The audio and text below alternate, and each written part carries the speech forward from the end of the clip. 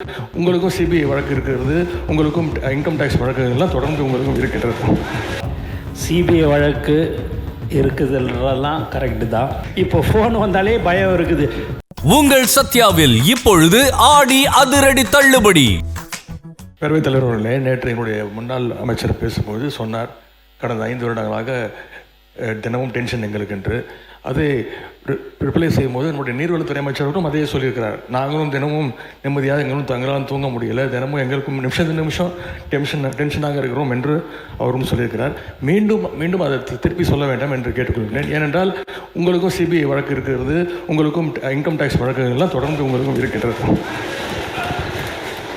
மாண்புமிகு எதிர்க்கட்சி தலைவர் அவர்களுக்கு நான் தெரிவித்துக் கொள்வதெல்லாம், சிபிஐ வழக்கு இருக்குதுன்றதெல்லாம் கரெக்டு தான். எங்களுடைய டென்ஷன், எங்களுடைய முதல்வர் தொகுதியில் என்ன பிரச்சனை, மக்கள் பிரச்சனை இருக்குது, அது உடனுக்குடன் பார்க்குறியான்னு கேட்டார்ன்றதுக்கோசம்தான் நான் உங்களுக்கு அப்படி சொன்னனே ஒழிய, நான் வேறு எந்த அர்த்தத்துலேயும் எங்களை பயமுறுத்தியோ டென்ஷன் படுத்தியோ இல்லை. அவர் முதல்லாம் பார்த்திங்கன்னா எங்கள் சட்டமன்ற உறுப்பினர்லாம் எப்போ எங்களுடைய தலைவர் பேசுவார்னு நினச்சிருந்தாங்க. இப்போ ஃபோன் வந்தாலே பயம் இருக்குது. ஏதாவது தொகுதியில் ஒரு சின்ன விஷயமா இருந்தால் கூட அதை ஏன் உடனே செய்யலைன்னு கேட்கக்கூடியவர் தான் எங்கள் முதல்வர் என்பதை தெரிவிச்சு. உட்காருங்க. மாண்பு எதிர்க்கட்சி தலைவர் சொல்லி முடிச்சிடும். நீங்கள் சொல்லுங்கள், உங்கள் கருத்தை சொல்லுங்கள்.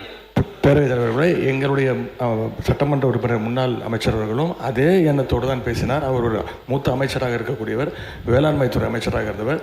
எங்களுடைய முதலமைச்சர்கள் அன்றைக்கு தினசரி பேப்பரில் பார்த்து, செய்திகளில் பார்த்து, அந்த துறை சம்பந்தமாக ஏதாவது செய்திகள் வந்திருக்கிறதா, அதை உடனடியாக நிவர்த்தி செய்யுங்கள் என்றது தான், அந்த எண்ணத்தில் தான் எங்களுடைய சட்டமன்ற உறுப்பினரும் பேசினார். மாண்பு சுகுமார் பேசுங்க. நீங்கள் நேற்று மற்றொரு முன்னாள் அமைச்சர் பேசும்போது சொன்னார், எங்கள் முன்னாள் முதல்வர் எங்கும் இருக்கிறார், எல்லா திட்டங்களும் இருக்கார், நீக்கமர நிறைந்திருக்கிறார், எல்லா இடத்துலையுமே இருக்காருன்னு சொல்லி பேசினார். அது ரொம்ப சந்தோஷம்.